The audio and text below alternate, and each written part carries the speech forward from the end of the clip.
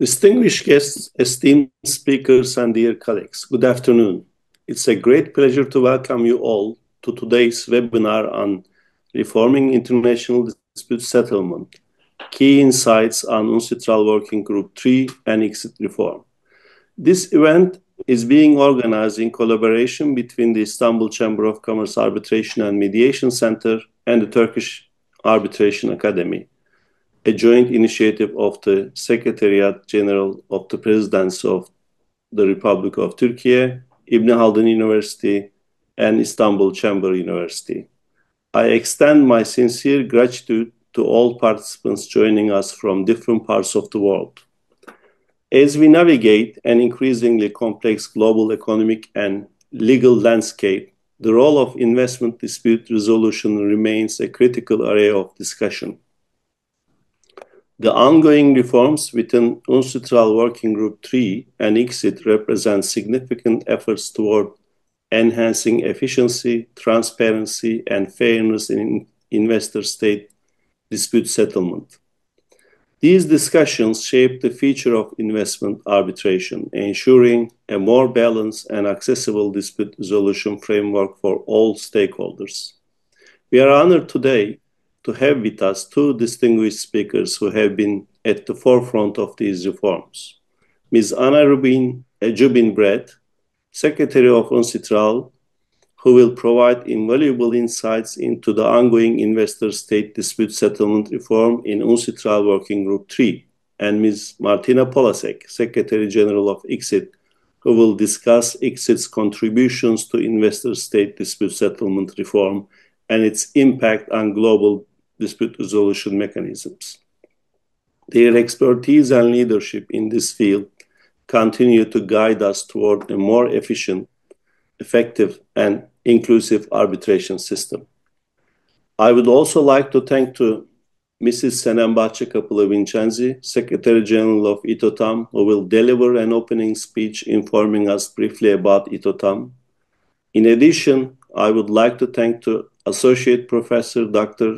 Manav Özdemir, Head of International Arbitration and Alternative Solutions Department, General Directorate of Law and Legislation, Secretary General of the Presidency of Republic of Türkiye, who will also deliver an opening speech sharing key perspectives on the development of international dispute resolution mechanisms. Before we proceed, let me briefly share some important details about the structure of today's webinar. The webinar will be conducted in English and will be recorded. We encourage all participants to stay engaged and ask their questions during the Q&A session at the end. You may also type your questions in the chat section and we will address as many as time permits. Once again, I'd like to express my sincere gratitude to all of you for your participation. I hope this event will serve as a valuable platform for exchanging knowledge, fostering dialogue, and deepening our understanding of the critical issues surrounding ISDS reform. Thank you, and I wish you all a productive webinar. As I conclude my remarks, I'd like to hand over the floor to Mrs. Bahçekapılı Vincenzi for her opening speech. Mrs. Vincenzi, the floor is yours. Thank you, Professor Yeşilırmak. Good morning and good afternoon, distinguished speakers, guests, and dear colleagues. I'm Senem Vincenzi, Secretary General of ITOTAM, Istanbul Chamber of Commerce Arbitration and Mediation Center. It's a great pleasure to welcome you all to today's webinar on Reforming International Dispute Settlement, Key Insights on UNCITRAL Working Group III and ICSID Reform, jointly organized with Turkish Arbitration Academy. Let me briefly introduce you our arbitration center. Istanbul Chamber of Commerce has been providing arbitration service since 1979 and has been a pioneer in the development of institutional arbitration in Türkiye. To this date, numerous national and international disputes have been resolved through Istanbul Chamber of Commerce Arbitration Bureau. The Istanbul Chamber of Commerce has played a key role in promoting, supporting, and further developing arbitration over the years. In order to provide arbitration service parallel to international practice and align with the modern arbitration rules of arbitral institutions, Istanbul Chamber of Commerce completed its work on setting up its autonomous arbitration center and on drafting the new rules in 2014. ITOTAM, founded in 2014 as an attached body to the Istanbul Chamber of Commerce, is an independent, neutral, impartial arbitral institution that provides efficient dispute resolution services for both national and international parties. ITOTAM's dispute resolution services are available to all contracting parties without any membership requirement. ITOTAM services are available for any commercial disputes regardless of the nationality of the parties, the place of arbitration, and the applicable law. Arbitration proceedings are administered by the ITOTAM Arbitration Court, which is composed of experienced arbitration practitioners and ITOTAM Secretariat.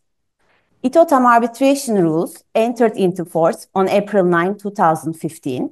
In drafting the rules, the UNCITRAL 2010 arbitration rules, as well as ICC arbitration rules 2012, and other modern institutional arbitration rules have been taken into consideration. Taking into consideration the recent developments in arbitration, ITOTAM has revised its rules in 2012, and current rules are 2021 arbitration rules.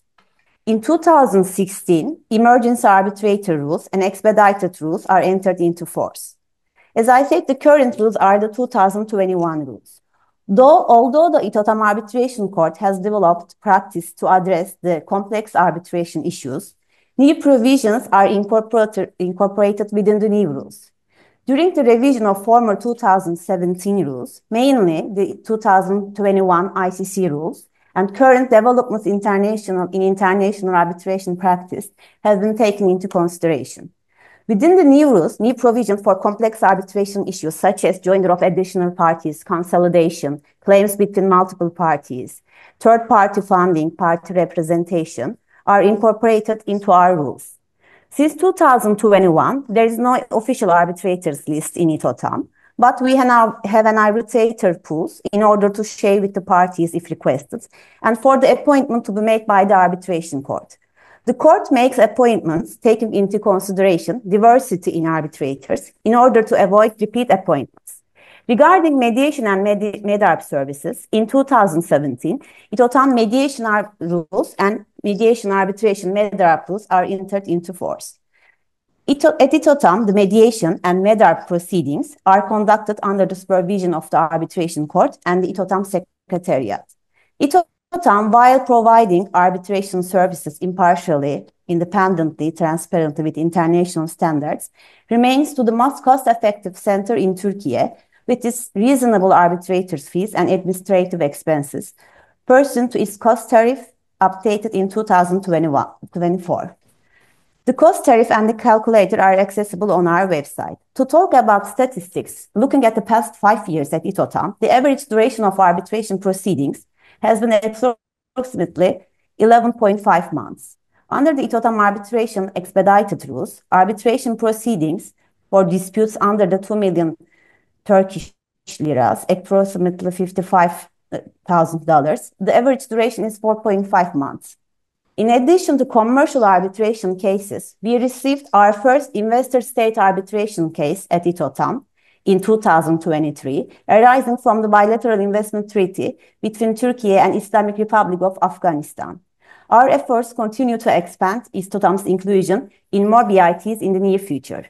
ITOTAM is also a member of IFCIA, International Federation of Commercial Arbitration Institutions, and has developed cooperation agreements with different arbitration centers from all around the world.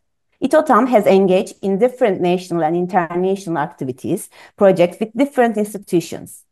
In order to promote and strengthen the use of ADR methods and raise awareness of these methods, is regularly ITOTAM organizing training programs, webinars, and educational events. ITOTAM has been attending the UNCITRAL Working Group II, working on dispute settlement, and Working Group III on investor-state dispute settlement as a part of Turkish delegation for more than 15 years. From the very beginning of the ISDS reform, ITOTAM attended Working Group III and shared its reports regarding the working group sessions with related authorities. ITOTAM, as a member of Turkish delegation, has been contributing to Turkiye's submissions before UNCITRAL. ITOTAM, as of 2014, is publishing these reports on its website. The ongoing reforms with UNCITRAL Working Group III and ICSID represent significant efforts towards enhancing efficiency, transparency, and fairness in investor-state dispute settlement. These discussions shape the future of investment arbitration, ensuring a more balanced and accessible dispute resolution framework for all stakeholders. Today, once again, I would like to thank our distinguished speakers, Ms. Anna Joubin-Bret and Ms. Martina Polasek, and we are honored to have them today with us. I would like to also thank to all participants for their interest. I see a huge number of participants today are with us today. I would like to also extend my gratitude to Turkish Arbitration Academy, to our moderator, Professor Ali Yeşilırmak, and especially Ms. Manav Özdemir in organizing this important webinar. And I wish you all a very fruitful and productive webinar. Thank you very much.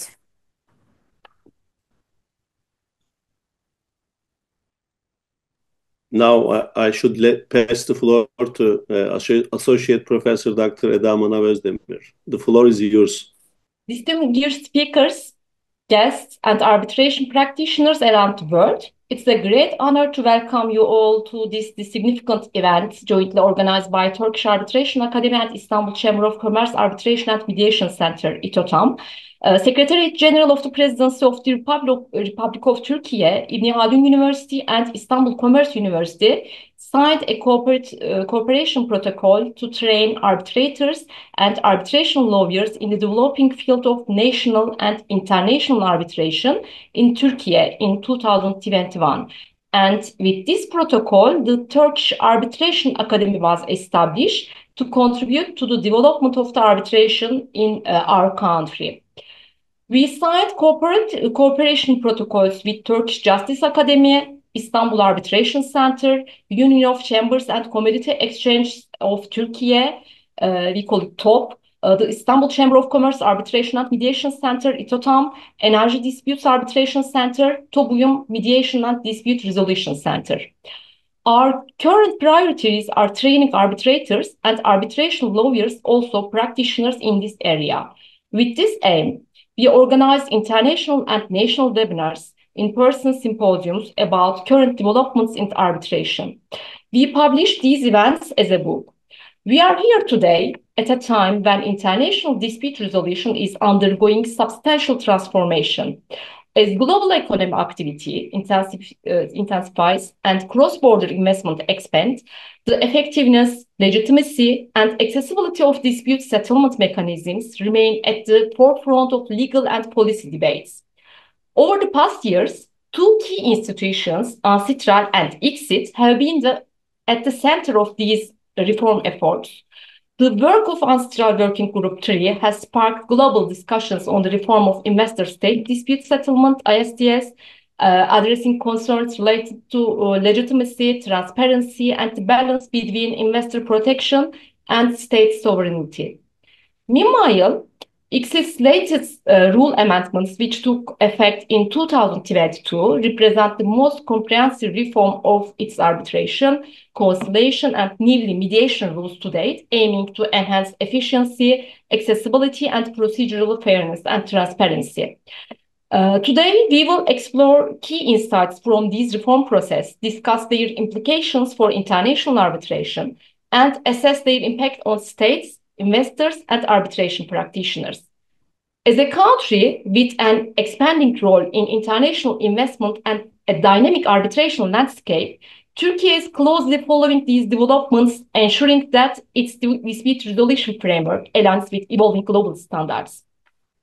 We, as a Turkish delegation, participate in international meetings and working groups as ICSID and UNCITRAL Working Group II and III. We take an active and proactive role under the coordination of our Directorate General of Law and Legislation of the Presidency. The country contribution was prepared by holding meetings with the Minister of Industry and Technology, Minister of Energy, Minister of Justice, Minister of Trade, Saving Deposit Insurance Fund, ITOTAM, and other related institutions. Also, we attend the UNCITRAL Working Group III meetings with representatives of Ministry of Industry and Technology and ITOTAM. I would like to extend my sincere gratitude to our esteemed speakers, Ms. Joubin-Bret and Ms. Martina Polasek, whose expertise will provide us with valuable perspectives on these reforms. I also thank our distinguished participants for joining us in this important webinar. With that, I wish you all an insightful and productive discussion. Thank you very much. Thank you, Professor Manav Özdemir. Now let me introduce our first speaker, Anna Joubin-Bret.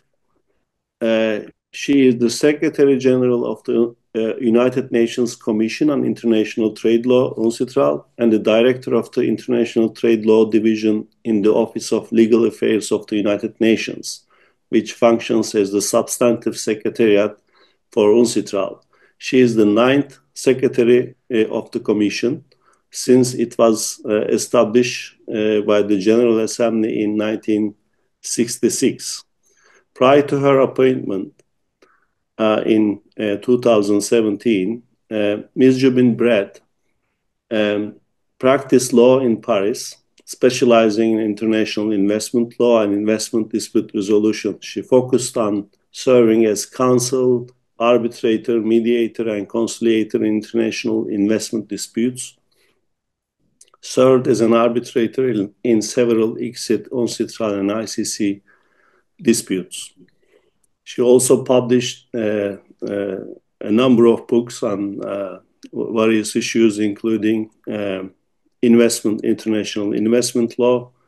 As I understand, she acted as a judge and elected regional councillor sometimes in the past in France.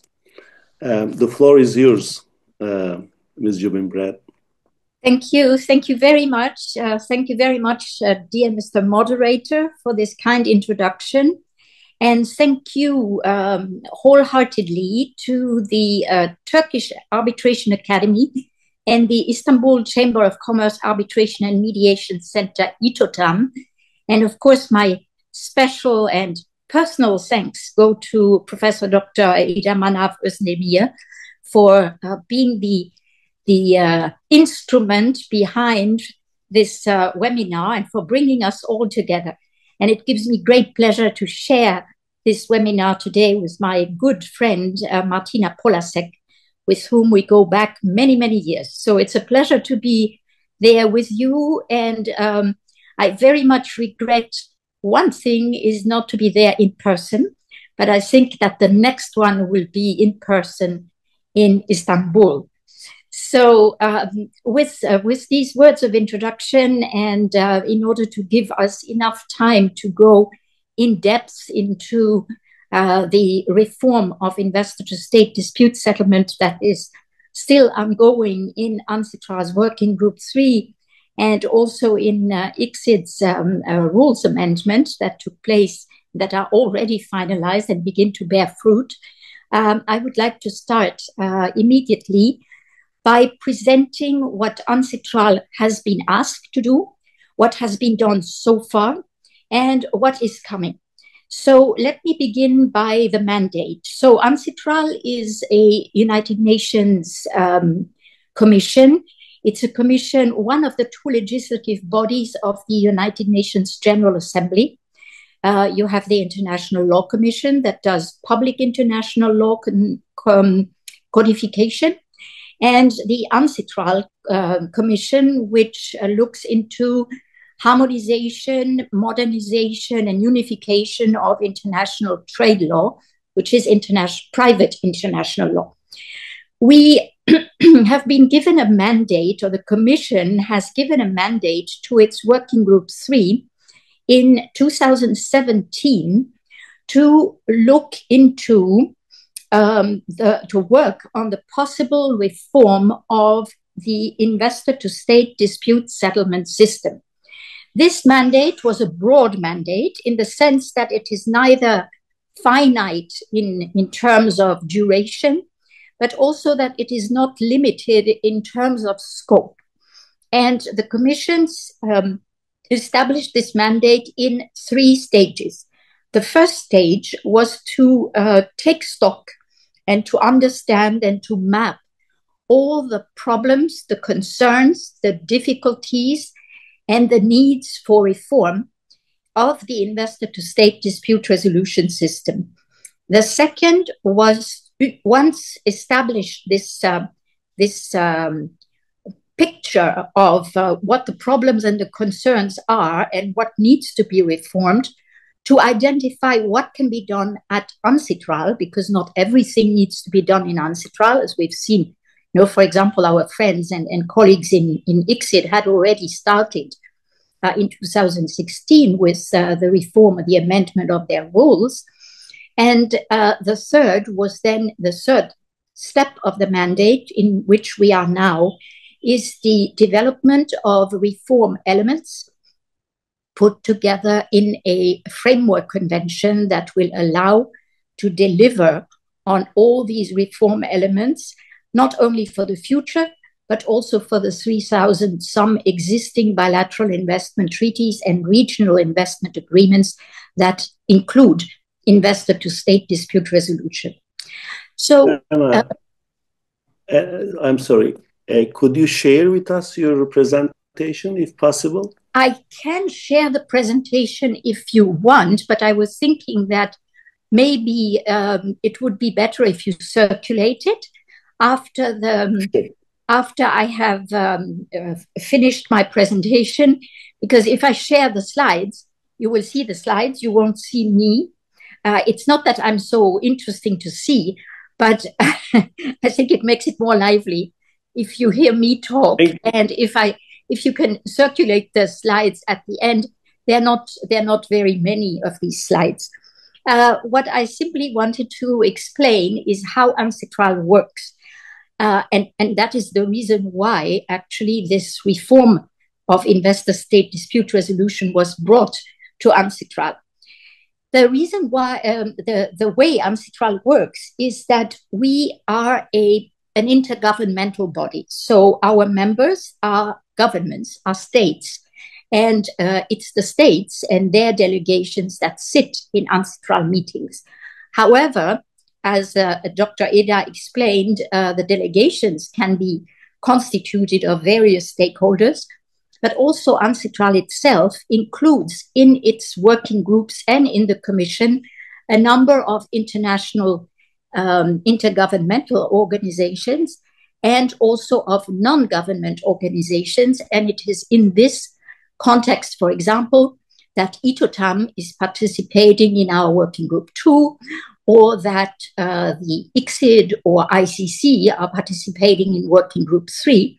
They are observers in this working group, and they participate in the same way as the states in making their views and their concerns and their comments known to the working group itself.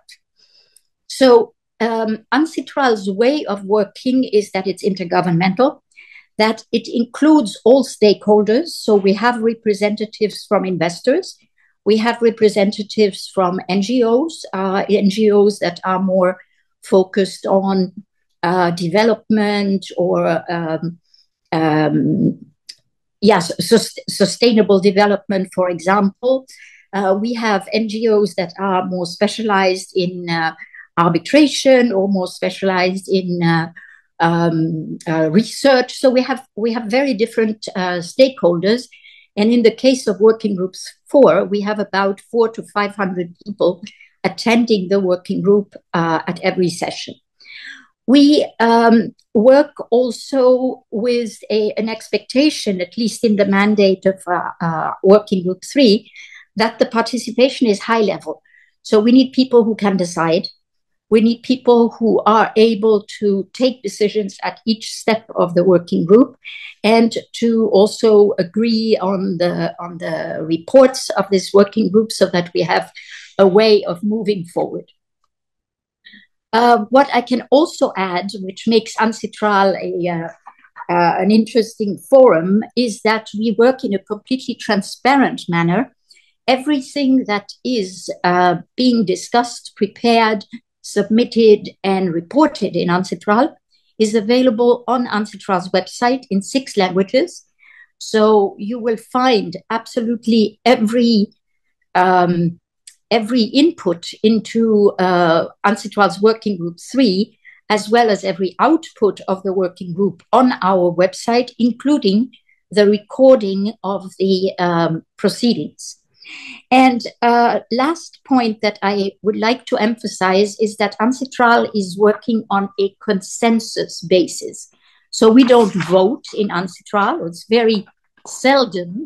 We voted twice in UNCITRAL's history, once for a very procedural matter, and the last time, let me just share that to show you how contentious Working Group 3 was.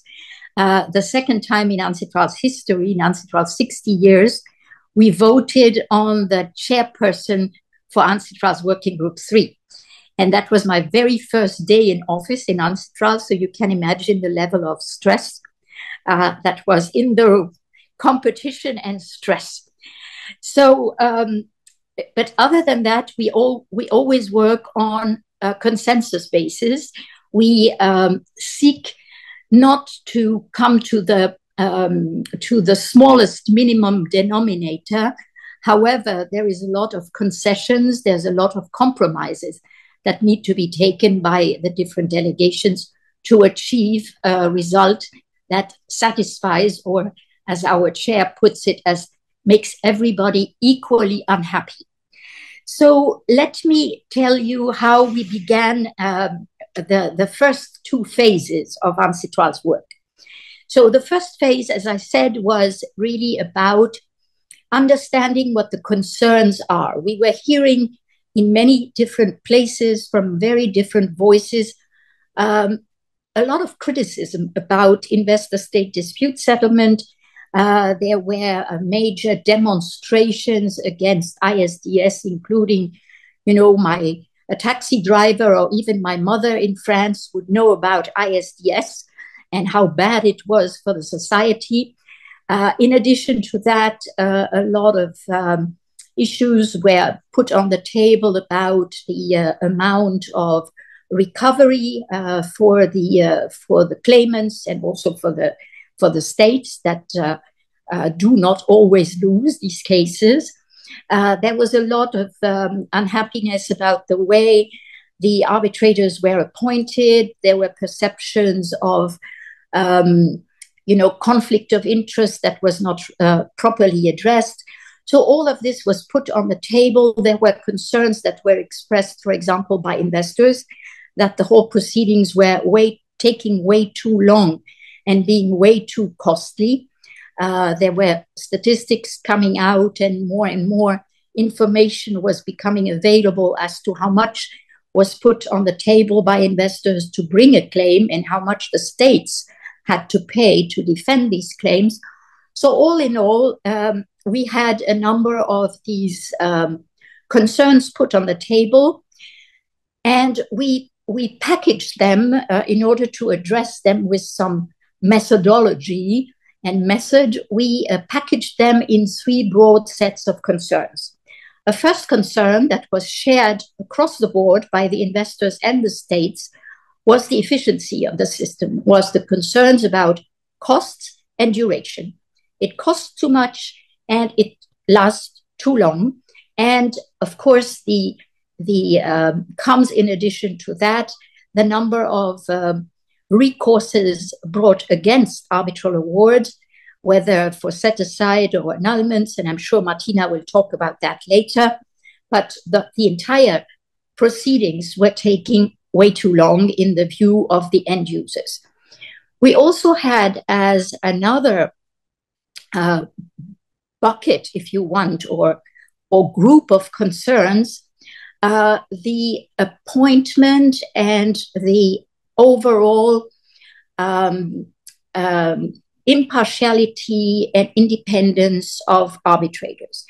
The perception at the outside about these 3 individuals being tasked by treaty to settle the dispute between a sovereign state and a foreign company were really mostly misunderstood, and then, of course, aggravated by the fact that there were cases where you had a person being appointed as arbitrator in one case who was acting as counsel for an investor in another case.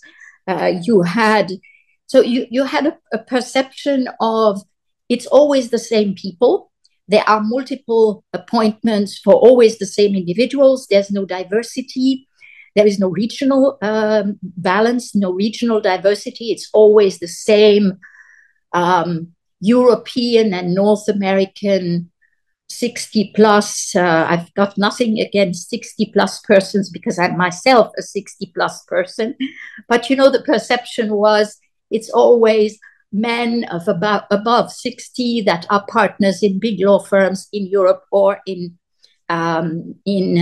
North America, or a few always the same university professors that are being appointed in these cases. So that issue was also very much central to the concerns, which spilled over into a broader concern of legitimacy of the system, which was not perceived as being always correct, which did not have checks and balances, which did not allow, for example, a second view of the case. For example, as we all know it in our domestic systems, there is no appeal in arbitration. Arbitration has this specificity that it's one go at the dispute and it's final and binding.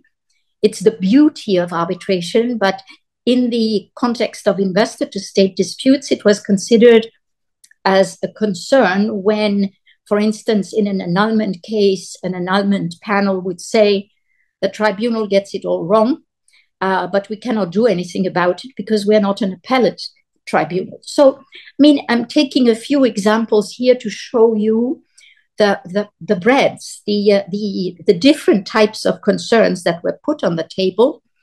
And after that stage where we identified really cost and duration, the arbitrators, their ethics, their appointment, their impartiality and independence, and the broader legitimacy and the correctness of the outcome of the system as the main concerns, we went into the second stage. And the second stage was to see what were the possible reforms that could be undertaken in UNCITRAL. And I insist on in UNCITRAL because I would like to really emphasize that a lot of reform were taking place already at that time in different instances. States were revising their treaties. Our colleagues and friends in ICSID were already embarked on the amendment of their rules. Arbitration centers were also revising their rules, and we've heard from ITOTAM that there was also an amendment of the rules at that time. So there were many different efforts taking place at that time. And what was important is to see where can UNCITRAL bring some value? Where is there value added in a multilateral forum such as UNCITRAL, where states sit around the table and negotiate? So we identified at that point a number of reform elements that were submitted by states and by other stakeholders. And we, again, had to organize them in two different sets. One was a set of procedural reforms to look at how the procedure of investor-state dispute resolution could be amended, changed, reformed in order to address the three main concerns I mentioned earlier, and also institutional reforms and structural reforms. And these structural reforms were, and I will talk about it a bit later, the establishment of a first instance court, an international court for investment disputes, which would be like, you know, in many countries we have commercial courts. As our distinguished moderator mentioned, I was a judge in one such court in France, where you hear only commercial disputes brought by claimants that are business people. And there are models out there also of international commercial courts. And so the idea was to establish a first instance court on that model that would hear all investor-state disputes. The second institutional reform proposal was to establish an appellate mechanism, an appellate level above this first instance court that would also serve to as an appellate mechanism for investor-to-state arbitral awards. And a third institution that would be an advisory center for developing countries and least developed countries in investor-state dispute resolution. Because again, one of the perceptions of problem with the investor-state dispute resolution system is the inequality of arms. Not so much in terms of the outcomes, because it's very easy to look at the statistics and you can see that states do not always lose these cases, but it's also very clear that states are not equipped adequately to face these disputes. And most of the time they have no in-house team that will handle it. They will have to go outside to outside counsel. They will have to pay a lot to defend themselves in these disputes. And for some of the least developed countries, for example, that have a case every 10 years, they are totally at a loss when a dispute of that nature appears. And even if they have more of these disputes, they're nevertheless at a loss.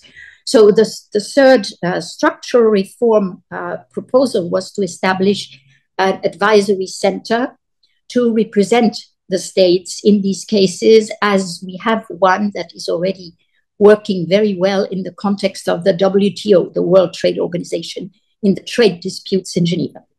So let me go now into the decision that was taken into the broad reform elements that were decided by the working group, and on which, year after year, we are developing and finalizing and presenting to the Commission and to the UN General Assembly for adoption.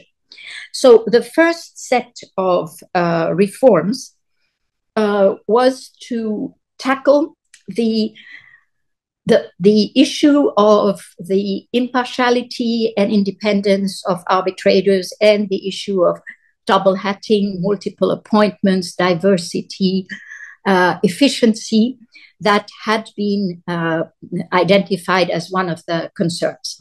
And a proposal that was made very early on was to develop a code of conduct for arbitrators in investor-state dispute resolution. As we were also at that time discussing the establishment of an investment court, it was decided to carry out the development of this code of conduct also for judges that will be called upon to be part of this established investment court. So we developed in parallel two codes of conduct, one for arbitrators and one for judges. We developed this code of conduct jointly with our friends and colleagues from ICSID, and it was a very interesting forehand delivery of the code of conduct, because we worked as the secretariats on different drafts that we presented, that we discussed, that we worked on internally, and then we gave it to the working group. And the working group, of course, ripped everything apart and sent us back to our drafting board. So it was an exercise that took us about 2 years to finalize. And the code of conduct was ultimately adopted in 2022 by the Commission and brought to the General Assembly in the same year, 23, was brought to the General Assembly in the same year. So we presented two codes of conduct, one for arbitrators, one for judges, and they were adopted by the Commission and by the General Assembly in 2023. I'm sure that Martina will tell you a bit more about the content of the Code of Conduct. What I want to say is that when the Code of Conduct was finalized, it was agreed that it would become part of the overall reform framework that UNCITRAL is preparing currently, which is a multilateral convention that states will opt into, and which will allow them to pick and choose from the different reform elements which ones they want to apply to their investment treaties, existing or future. The Code of Conduct, as I said, was adopted in 2023, along with a very detailed commentary that allowed us to give more examples, for example, because the Code of Conduct is fairly detailed in the sense that it gives many, an exhaustive list, for instance, of what needs to be disclosed on the part of an arbitrator in order to be really to provide in-depth guidance to the arbitrators and to make sure that by giving all these detailed prescriptions, we would provide more certainty, both for the arbitrators in what it is that they have to disclose, but also to the parties that when this is disclosed, that's it. You don't need to bring a challenge on other issues that are not within these prescribed list of elements to be disclosed, of circumstances to be disclosed. Alongside the Code of Conduct, the working group worked also on developing stronger offers for mediation as an alternative, as a credible alternative in investor-to-state dispute resolution. It was decided at that point that there was no reason for UNCITRAL to develop new investor-state mediation rules. Why? Because ICSID was presenting them or preparing them as part of its reform package, and because we had already other of such arbitration investor-state mediation rules out there, but rather to focus on a mechanism to include into existing treaties a stronger offer for mediation. One of the recurrent concerns with mediation, or at least on the part of state officials, is that how can we present mediation as a possible alternative if it's not included in the treaty? How can we persuade our minister or Minister of Finance or our president to say we are going to mediate this investment dispute if this is not provided for expressly in the treaty, and if the treaty does not provide the how to go about it? And this is what UNCITRAL's Working Group III focused on. We prepared provisions on mediation to be included into treaties and guidelines for parties involved in investor-state mediation. All of this, I would like to say, in perfect coordination with what ICSID was doing, because ICSID was really working at that time on developing investor-state mediation rules. So these investment mediation provisions and guidelines were also adopted in 2023. In 2024, the working group adopted the statute of an advisory center for investor-to-state dispute resolution for least developed and developing countries. As I mentioned earlier, the idea behind this advisory center is to provide the states that are defendants in these cases with the necessary means, support, and legal advice, and even representation for those who need in these disputes. This has, of course, also a beneficial impact for the entire investment promotion landscape, if you want, or ecosystem, because, of course, a state that is well equipped and who knows how to defend itself or has the right support, it will be much easier and much more efficient to conduct the arbitration dispute rather than a state that is not prepared, not appearing reluctant to provide any, a party in an arbitration, as you probably all well know, that is not playing by the rules, it makes the whole procedures much more difficult. So one of the advantages of the center also for the entire investor-state landscape is to make it more efficient when a dispute arises, because there are different areas or places where states can turn to receive the necessary advice and support. This was adopted last year, and we are now in the phase of operationalizing this advisory center. It will have to decide where it's going to be established, because we have currently 9 countries that have offered to host this advisory center. So we have too many candidates for only one place in the world where it has to be established. And also the budget is currently being discussed, and the membership, in order to make sure that we really open it up as much as possible to those that need it. What are we currently doing, and what will be presented this year to the Commission, is a set of, I would call it a toolkit on dispute prevention. Many states, as I mentioned at the outset, reform of investor-to-state dispute resolution did not start with UNCITRAL's Working Group III. It started way back when states realized that they had to be well prepared and be well equipped to manage and sometimes also to prevent these disputes from arising.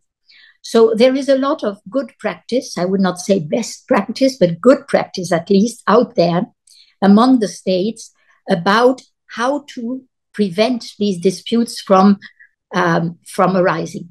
You have countries that have established ombudsman services, for example, in Korea or in Brazil. If you have a dispute as an investor, you go to the ombudsman. You have investment promotion centers that have taken up this role of investment promotion, prevention. You have, of course, an entire range of internal organization in the state teams on how to be efficient to address the dispute when it arises. And you have some states like, for example, Peru, that has a commission, a multi-agency commission that is the first door for investors to go to and try to settle the case before it goes to arbitration. So again, dispute prevention is out there already, but what the working group wanted to do is to have a sort of a manual, a sort of a toolkit for states in cases of dispute prevention, and also tasking the advisory center to be a forum to exchange on these different practices in dispute prevention. So this is on the menu of the Commission this year. And then the 2 big chunks, or the 3 big chunks that are coming, are a set of procedural rules that will reform the procedure itself. And here, I'm sure that when Martina presents the amendments that were brought to the ICSID rules, you will see that there is a lot of commonality with what is being discussed currently in UNCITRAL. The second big chunk of reform is the establishment of a first instance court. And the third one is the establishment of an appellate mechanism. We have advanced quite well on all 3 of these reform elements. We are expecting the rules and the first instance court to be delivered to the Commission in 2026, possibly also already with the appellate mechanism. And we are hoping to then consolidate the entire reform into a framework convention, which will have different protocols attached to it. There will be one protocol on code of conduct, one protocol on dispute prevention, one protocol on advisory center, one protocol on court, one protocol on appellate mechanism, one protocol on procedural rules, and they will then be opted into by the states. They will include a mechanism to apply, I will not say retroactively because it's not retroactive, but to apply also to existing investment treaties. And this is where the UNCITRAL reform is so complicated, because we are not looking only towards the future, but we are actually addressing 3,000 existing bilateral investment treaties, and we are bringing them to a level of, at least in the dispute resolution chapters or provisions of these treaties, we are bringing them to a complete reform. So how are we doing this? We are doing this through a mechanism that is already well known in UNCITRAL when we applied or adopted what we call the Mauritius Convention on Transparency. So in 2013 and 2014, when UNCITRAL embarked on transparency rules and then on the Mauritius Convention, it was decided that these provisions on transparency would apply to existing treaties. How? When a state would adhere to the Mauritius Convention, its treaties would become subjected to the Mauritius Convention transparency provisions if the other state, which is also party to this bilateral investment treaty, also becomes member of this same Mauritius Convention. So if the two states members to the bilateral investment treaty become a member to the Framework Convention on Reform of Investor-State Dispute Resolution, this means that the entire reform package will apply to this particular bilateral investment treaty. As I said, this has already been done in UNCITRAL, but it has also already been done in the OECD in the context of what is called double tax treaties. If you think in terms of facilitation of the investment and trade landscape, bilateral investment treaties and bilateral tax treaties to avoid double taxation often go hand in hand. And double tax treaties are also, you have about 2,500 around the world, and they are also bilateral in nature. So the OECD has developed a convention which has exactly that same function to reform the existing treaties when the two parties to a same treaty have both agreed to the adoption of this convention of the OECD. So to go a little bit now into the details of the procedural rules, because I know that many of you here are arbitration experts, I would just like to flag a few. So many of these procedural rules are the ones that you know already from, for example, the existing reforms that you have undertaken, for example, in expedited arbitration or in bifurcation, in provisional measures. So all of these strictly procedural rules are being revised now in a set of provisions that include provisions on evidence, on bifurcation, on interim and provisional measures, on early dismissal of claims for manifest lack of legal merit, security for costs, suspension of the proceedings, termination of the proceedings, periods of time to make an award, allocation of costs, consolidation and coordination of arbitral proceedings, and third-party funding. So it's pretty much, if you think about it, what our host from ITOTAM has put on the table as the most recent changes to the ITOTAM arbitration rules. But in addition to that, there are several additional provisions to be included into this reform, which relate to the possibility for states to bring counterclaims, to the regulation of third-party funding, to amicable settlement, to the encouragement to exercise or to go to local courts, to local remedies, not an exhaustion of local remedies, but rather an encouragement to use local remedies, waivers of rights to initiate dispute resolution proceedings, limitation periods. For instance, in many treaties, you see that if a claim has not been brought 3 years after the time when the dispute or the facts that gave rise to the dispute have arisen, the claim could not proceed. Shareholders' claims, denials of benefits, and 3 important additional, I would say, almost substantive issues, one being the assessment of damages and compensation and the calculation of damages. Damages in international arbitration and investment arbitration are a big concern, are a big issue. There is no cap. The sky is the limit for an investor to seek compensation. They can ask for $10 billion.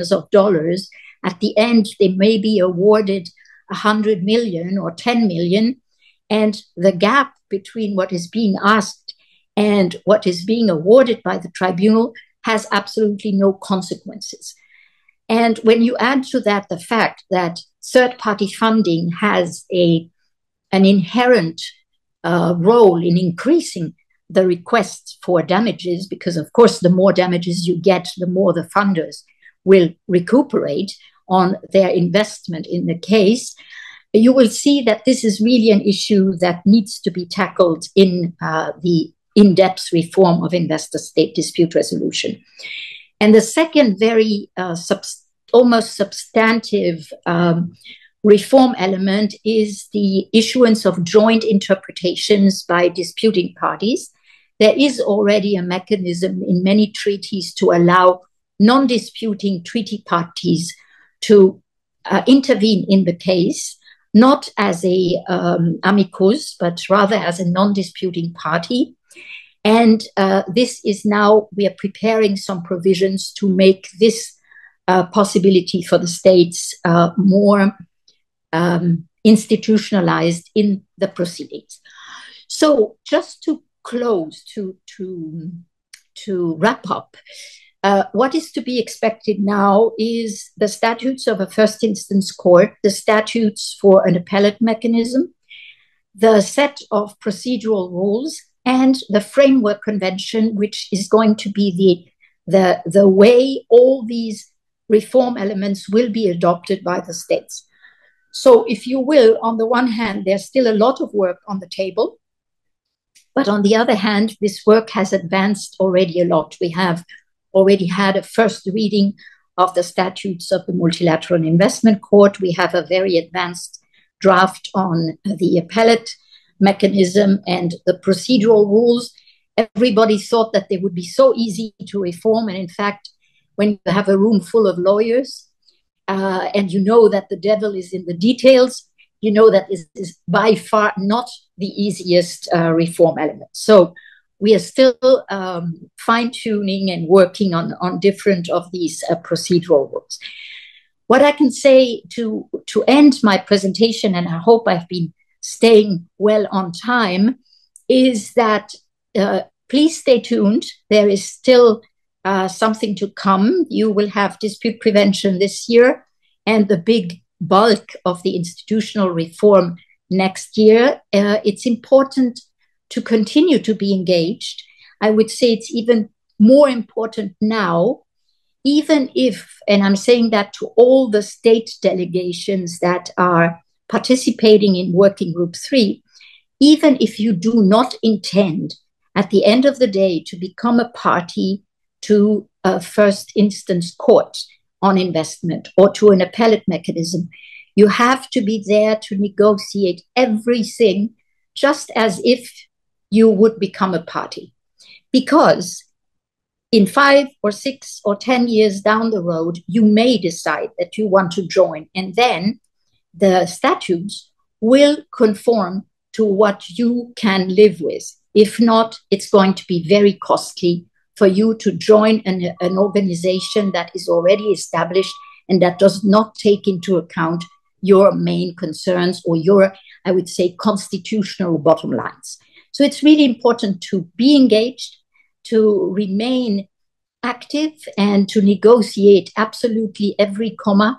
No, maybe not every comma, not every word, because we have so many who negotiate every comma already in the working group.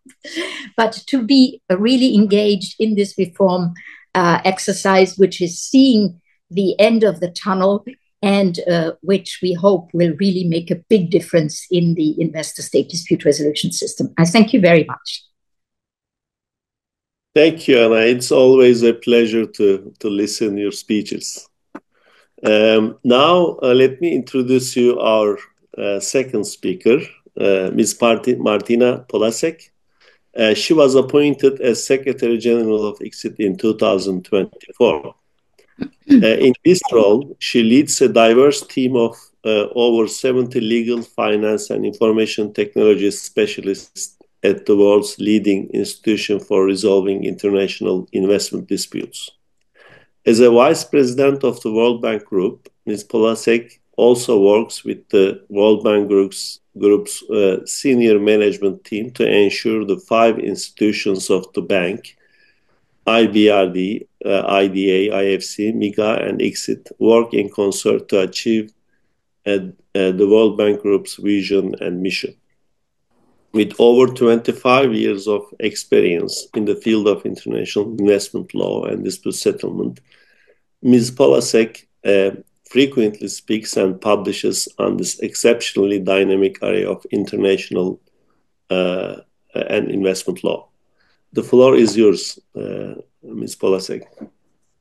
Thank you very much. Thank you. And thank you to the Turkish Arbitration Academy and to ITOTAM, in particular, Professor Dr. Özdemir, for inviting me to be part of this event, this very important topic. And I think it's great that we can do it together with the UNCITRAL to complete the picture of what is going on in ISDS and reform in general. And I think it's very timely because, as some of you may know, ICSID is celebrating its 60th anniversary this week. In fact, it was March 18, the date when the ICSID Convention was adopted and signed by the World Bank president, President Wood at the time, and the forefather of ICSID, Aaron Brockus, who was the general counsel of the World Bank. And later on, about a year and a half later, it entered into force in 1966.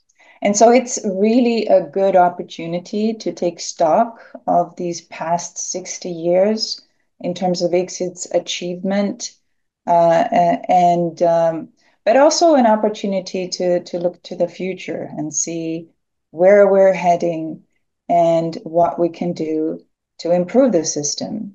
And so I will try to do that today with a focus on ICSID's past and future contributions to innovations and to reform in ISDS. And I'm proud to say that ICSID has been at the forefront of innovation ever since its inceptions. And we've always seen it as our role to ensure that the procedure is really fit for purpose, that we have good rules, that the system is working as it should, and to identify user needs and adapt to changing demands and circumstances. Because we have to, looking back at the 60 years, we do see a system that keeps evolving, and it is rapidly evolving. In fact, when I started in 2001, we only had about 80 cases at the time and very few awards, and we knew them all. But as we progressed, and that's when these treaties come in, but also the rise in foreign direct investment, we saw many more cases. And ICSID as an institution grew, and we had a larger caseload. And last year, we registered our 1,000th case. But you should know that number 500 was in 2015. So a lot has happened in these last 10 years, in particular, the proliferation of jurisprudence. And we've had now over 350 different treaties involved, both bilateral and multilateral, free trade agreements and others. So you may imagine that there are very many instruments that have played a part in this jurisprudence. And it's perhaps not surprising that at least the perception or that there are differences in the rulings, especially now that more and more is available in public. The awards are often published. That has fueled this conversation about whether a particular case was ruled right or wrong. And it's a good thing. Transparency is a good thing, and we should be looking at it critically. But I want you to know that there is a rapid evolution, and that the system needs to respond to that and adjust on its terms. But it's sometimes a challenge because there are different views on how the system should be changing. And I think that it's important to remind ourselves what the purpose of ISDS and of ICSID is in that context. And I'll start with that because it's meant to promote international investment, and we have to keep that in mind. That was what ICSID was created. It's really, as you know, ICSID is part of the World Bank Group. And the World Bank's mandate is really to foster an investment environment that's conducive to economic growth and job creation. And ICSID is very much part of that mandate. And the underlying premise is that when you do provide dispute resolution services to investors and states at an independent institution within the World Bank Group, that will give confidence to the parties that their disputes will be heard fairly and efficiently, and that will have a positive impact on investment decisions. So basically, inducing investors to foreign investors to invest in a foreign state. So that will mobilize capital across borders, create jobs, and have overall a positive impact. And when we're talking about innovation and reform in ISDS, we do need to keep that goal in mind. We need dispute resolution that is suitable for cross-border transactions and in which both investors and states have confidence. Now, what is that? We can have different views on what that should be. Should it be a court? Should it be arbitration tribunals like we have now? But we know that all users want something stable. We want that they want something predictable and neutral and fair. And that is really important, the neutrality of the process. That's why investors hesitated in the past to invest in a particular country because they thought that local courts would be biased. And we should not underestimate the access to adequate dispute resolution for investment decisions. Now, of course, the enforcement of the result is also very important, and especially for the private sector.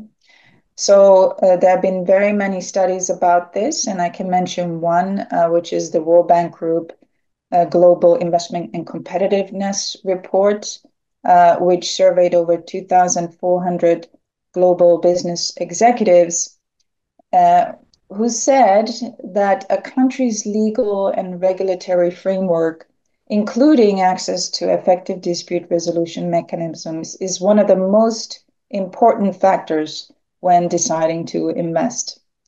And it also shows that investor confidence and FDI flows increase if there is more regulatory transparency, investment protection, and effective recourse.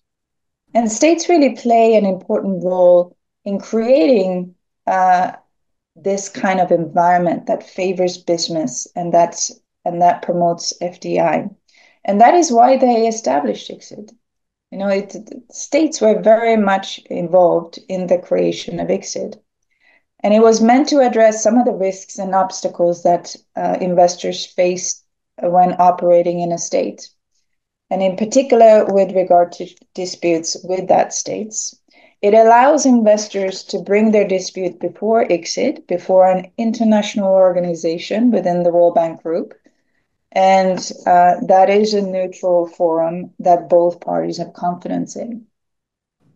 So states who sign on to the ICSID Convention, they send a strong signal to the world that they're open to allow access to dispute resolution before ICSID, that they waive their immunity from jurisdiction, and that they commit to comply with and enforce the outcome. But states also provide their own investors with the possibility to use this framework when they ratify the convention. So they allow them to use the benefits of the system, which helps them when they invest abroad. So this is a two-way street, and states are increasingly thinking in those terms. So I would say that the ICSID Convention is itself, and the establishment of ICSID as an institution is worthy the mention as one of the most significant innovations in ISDS. It's really a facility that provides the framework for dispute settlement, but it doesn't impose the use on member states. And it doesn't veer into the substance of international investment law. But it's not about how large a protection you give investors. And I like to quote Professor Andrea Björklund, who said in a lecture, and I quote, "ICSID is like joining a gym. Becoming a member gives you the right to go there, but you never actually have to go." And that's very true. And it's a free membership because states don't pay to join ICSID. They only have to cover the expenses when there is a proceeding against them. So the consent to arbitration and to other dispute resolution methods is separate, and so are the substantive obligations. They are found in investment contracts, in treaties, and investment protection laws. And that is perhaps why it was acceptable to states to waive their right to immunity from jurisdiction. That was a big deal in the 60s, just to do that, and to commit to comply with and enforce awards in a simplified enforcement mechanism under the ICSID Convention. And as I mentioned, it came up into force in 1966. And then 2 years later, it was complemented by the arbitration and conciliation rules. And those rules were based on the ICJ statute and on the ILC model rules on arbitral procedure. So they were not modeled like regular commercial arbitration rules. And that's also what distinguishes ICSID framework from other frameworks. We were specifically designed for disputes between investors and states. And so our rules take into account these special characteristics of these disputes. The fact that you always have or typically as a claimant, an investor, and as a respondent, a state or a state agency. Now, as you know, the ICSID Convention is a treaty and now has 158 states, and it can be used only by member states of the ICSID Convention or investors from member states. in the 70s, there were not that many member states yet. And so ICSID took on an important innovation, the additional facility rules. And so this is a similar set of rules, arbitration and conciliation rules back then, that parties can use even though they are not from ICSID member states. It's not a treaty. These are arbitration rules, but they're very similar to the UNCITRAL arbitration rules in the way they apply. So they're tied to a domestic law, and you have set aside in domestic courts, which you don't have at ICSID. But again, they're formulated for investor-state disputes. So that distinguishes them from the UNCITRAL arbitration rules, which were meant for commercial cases primarily. Now, ICSID has always sought to improve its procedural rules, and it's gone through several amendments starting in 1984. And I can mention one innovative provision back then, which was about transparency. Long before UNCITRAL transparency rules, it adopted a provision allowing ICSID to publish excerpts of awards. So that was already in 1984. And there were further revisions made in 2003 to clarify some provisions, to codify best practices and respond to the growing number of ICSID cases. Now, at that time, the US had begun signing its first free trade agreement, FTA, which, for instance, had provisions on early dismissal of a baseless claim, transparency provisions, and also provisions on amicus curiae submissions, on non-disputing party submissions. And these FTAs also contemplated the possibility of an appellate mechanism. So, for instance, the CAFTA had a commitment to form a negotiating group that was charged with developing an appellate mechanism to review awards. That was in 2003. And in 2004, the ICSID Secretariat issued a discussion paper on the subject, outlining the features of a potential ICSID appeals facility, which would apply to all ISDS awards, so also non-ICSID. But at the time, users considered the establishment of the appellate mechanism premature, in particular in Europe, in fact. And there was no action to pursue that idea. And as Anna mentioned, those efforts have now been picked up again in the context of UNCITRAL. But there were other innovations made in the context of the 2006 amendments. We adopted a provision on early dismissal of claims to eliminate frivolous claims on an expedited basis. That's the one that's called the 41.5 objection that I'm sure many of you have heard about. The possibility for a tribunal to allow non-disputing party submission, so that was adopted as a rule, and the possibility of open hearings. And these rules were later emulated by other arbitration rules, also in the context of commercial arbitrations. And they have been largely viewed as successful innovations. Now, it took about 10 years for the next amendment process, and that's the one that Anna mentioned that started in 2016.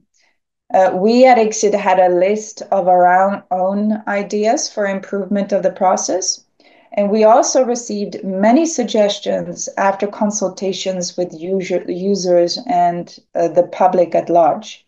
So it was a very inclusive process.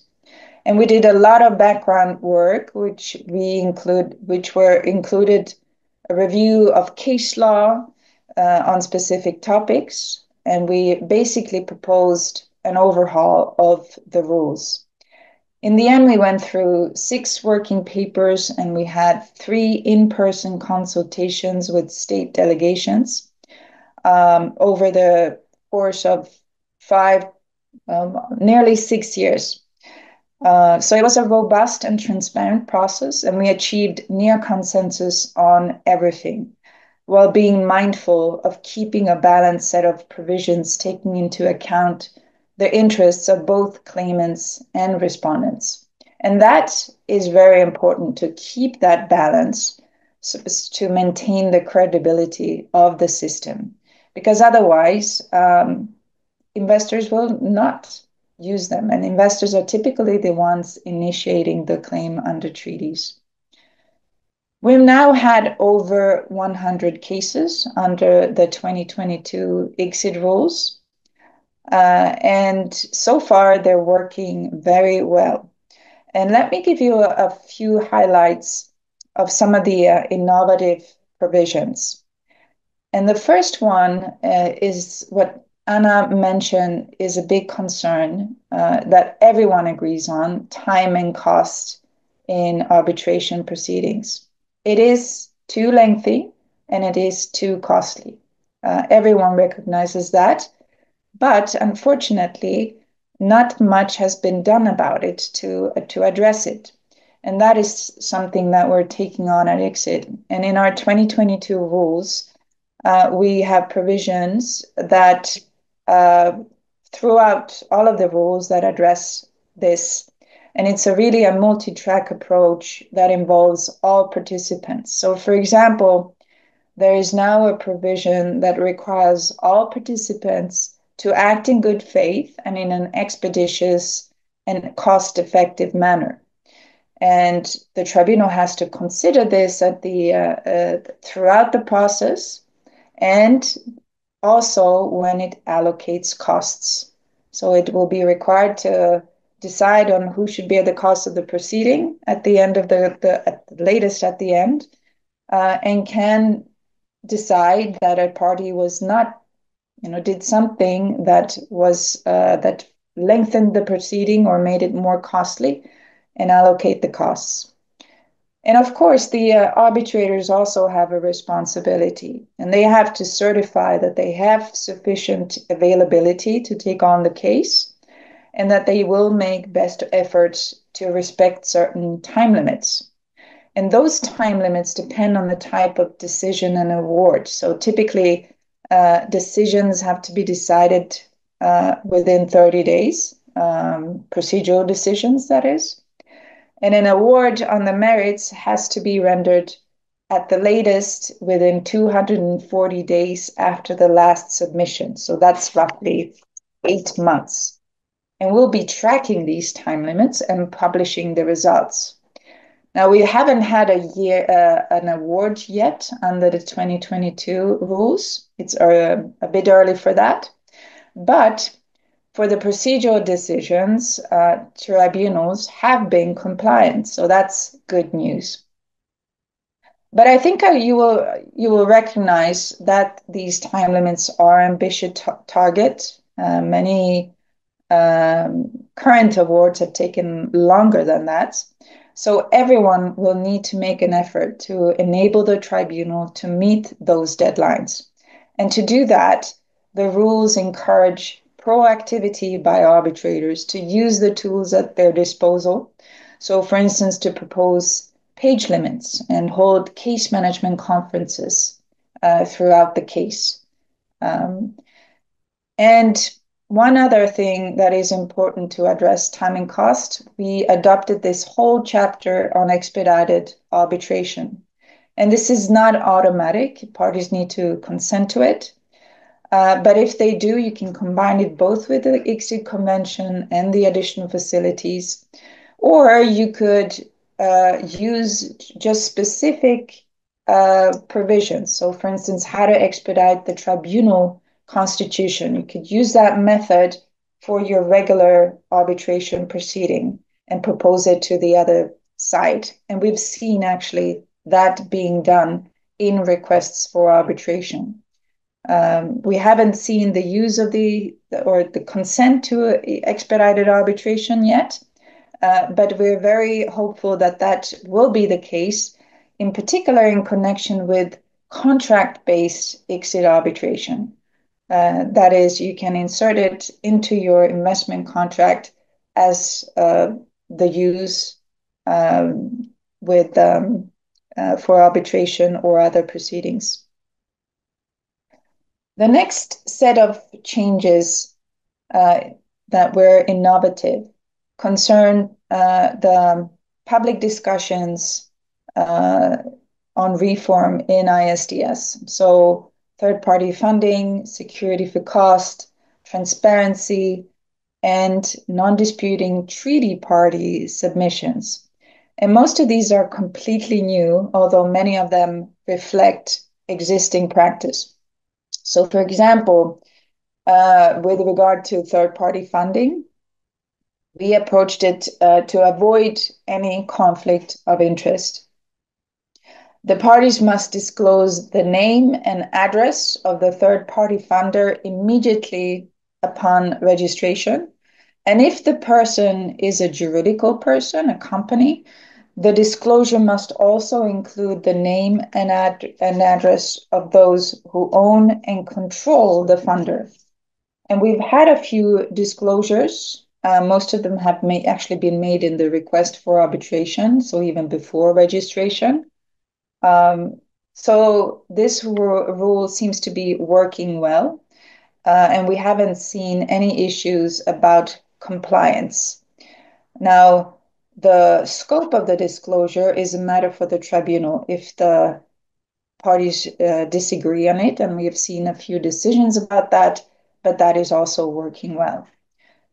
Now, under the new rule on security for cost, and this was very important to state, the tribunal has the power to order security for costs in certain circumstances, considering certain things like a party's ability and willingness to comply with an adverse decision on costs, but also the effect that security for cost may have on that party's ability to pursue its claim and the conduct of the parties.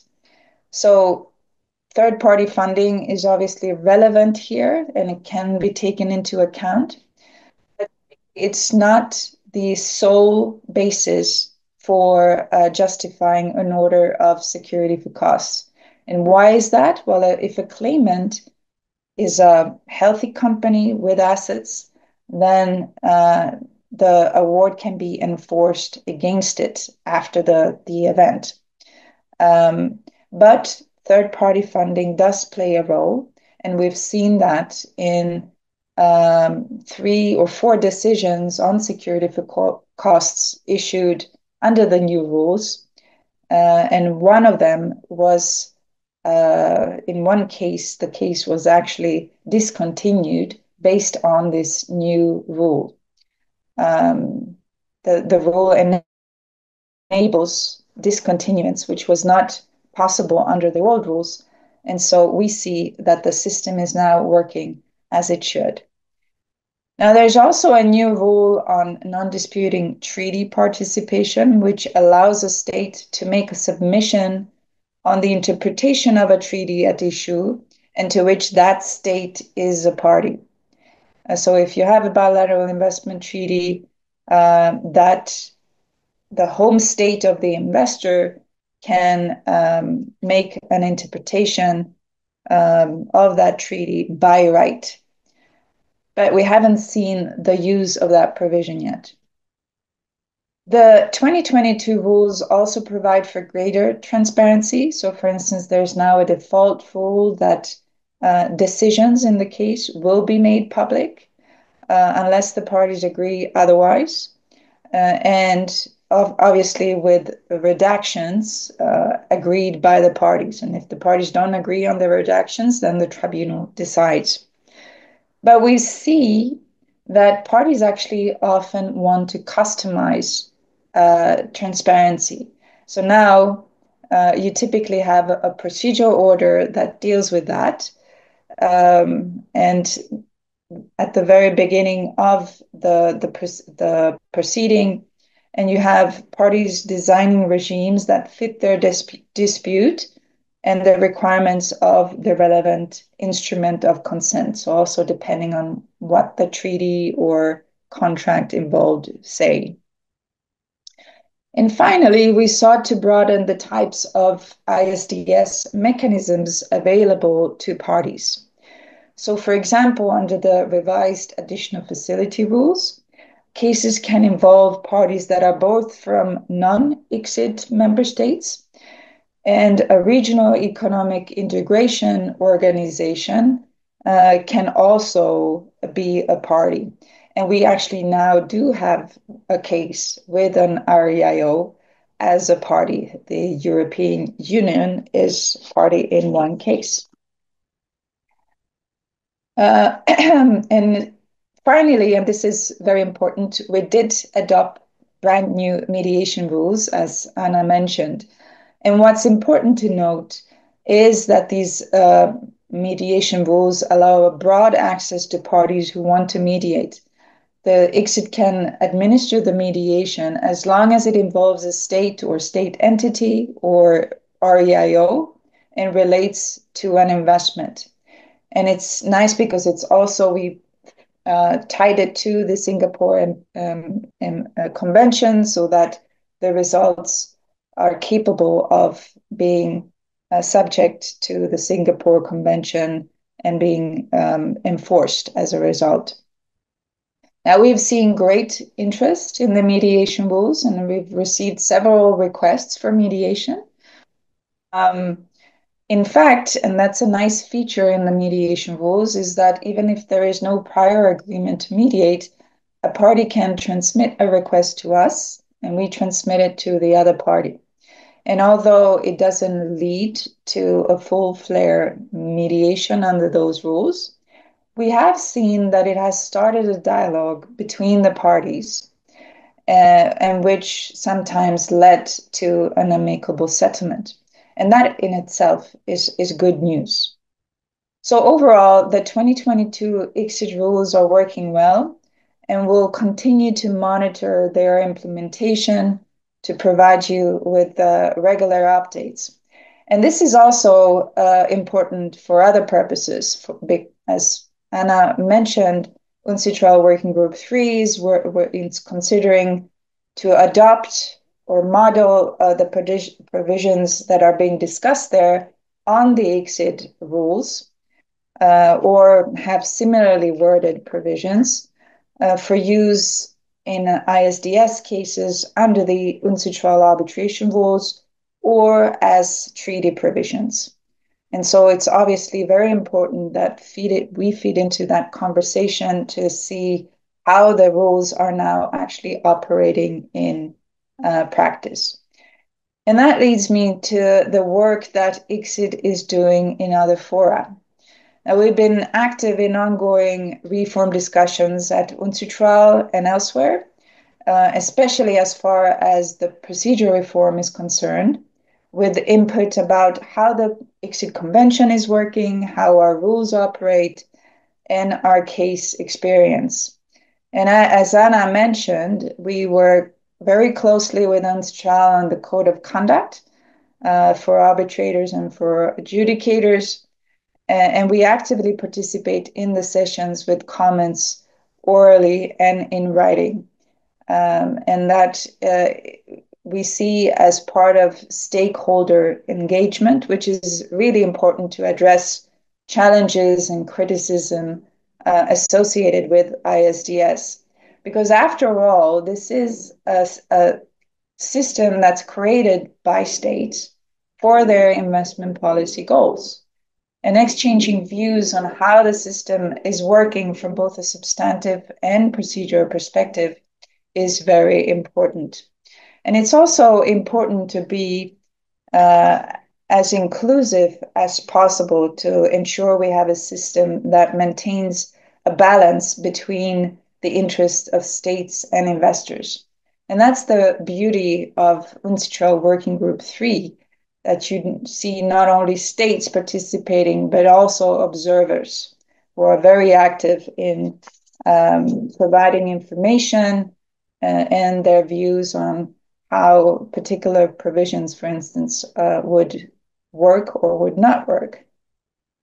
So looking ahead, we'll continue to work with others on reform work, but we'll also work on our own initiatives. And so by way of conclusion, I wanted to mention 3 of these initiatives. The first is obviously to ensure that we're delivering first-class services to our users with an emphasis on time and cost efficiency. We have the tools at our disposal in the 2022 rules, but the rules alone are not enough. If we're serious about reducing time and cost, we really need parties and arbitrators to use the tools at their disposal. We need implementation of best practices, and we also need a change in approach and culture. It's getting out of hand, and we need a reset on it. And we're at ICSID are committed to playing our part in that endeavor, and we'll be rolling out several initiatives. And this will include arbitrator workshops, tracking the time it takes for arbitrator to issue decisions and awards under the 2022 rules, and also investing in advanced technology for case management. Now, the second is to raise more awareness about ICSID's availability for investment contracts. At the time that the convention was drafted, investment contracts dominated the foreign direct investment landscape.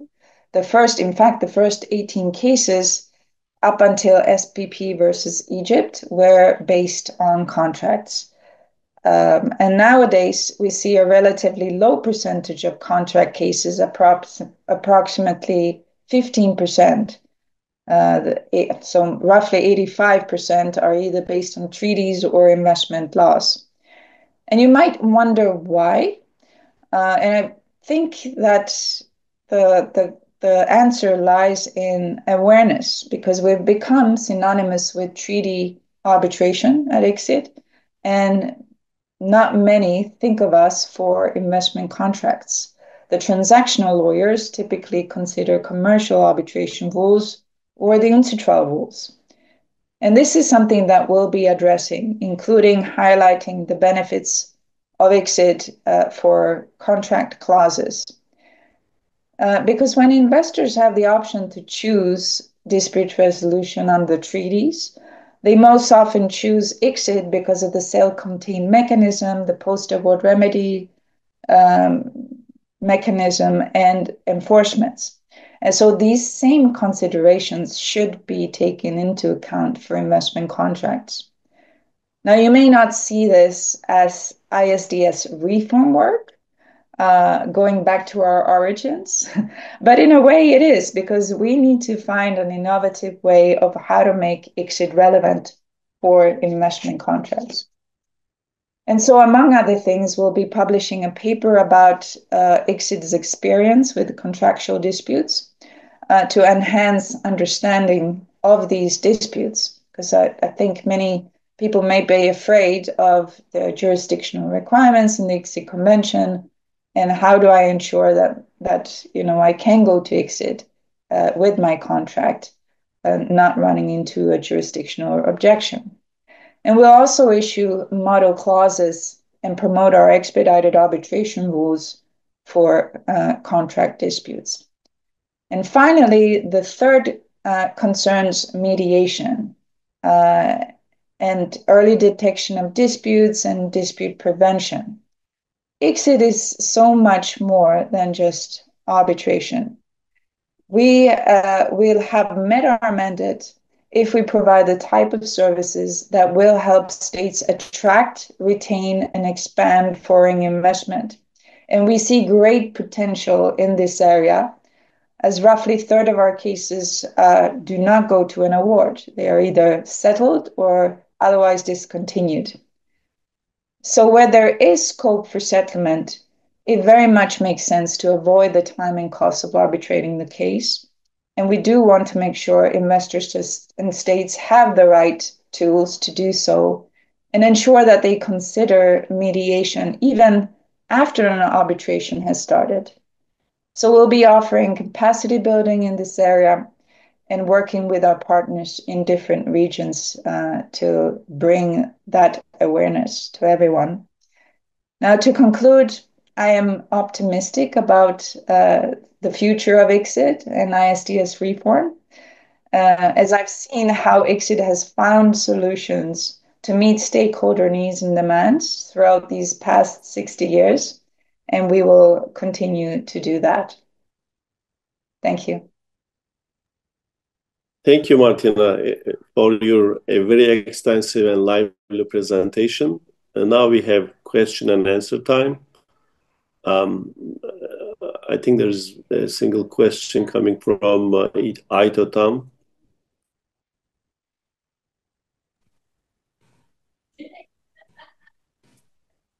Yes. Hello. I wanted to ask a question for Ms. Joubin-Bret. First of all, thank you very much for the very informing presentation. I benefited greatly. So I want to ask this question to you, Anna. The proposal for a multilateral investment court is one of the most ambitious reforms discussed within the Working Group III. How do you assess the political and legal feasibility of establishing such a court in the light of diverging state positions, particularly regarding consent, enforcement, and institutional transition? Thank you very much.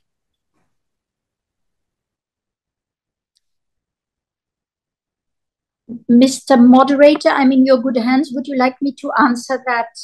Oh, now? yes, please. Yes? Sorry. Okay. Yeah. Okay. So I completely agree with your assessment that there are very different views in the room. When I say the room, I'm talking about our working group room, about the benefits, the downsides and the upsides of having a court system established. For some countries, and particularly for the advocates of this reform element to set up a court, which is the European Union countries, the reform of establishing a court has the advantage of touching upon many of the concerns about the appointment and the behavior of arbitrators, the concerns about cost and duration, the concerns about correctness, the concerns about coherence. So for some of them, there is a clear, it's a sort of a panacea to reform and to take care of all the problems of the system.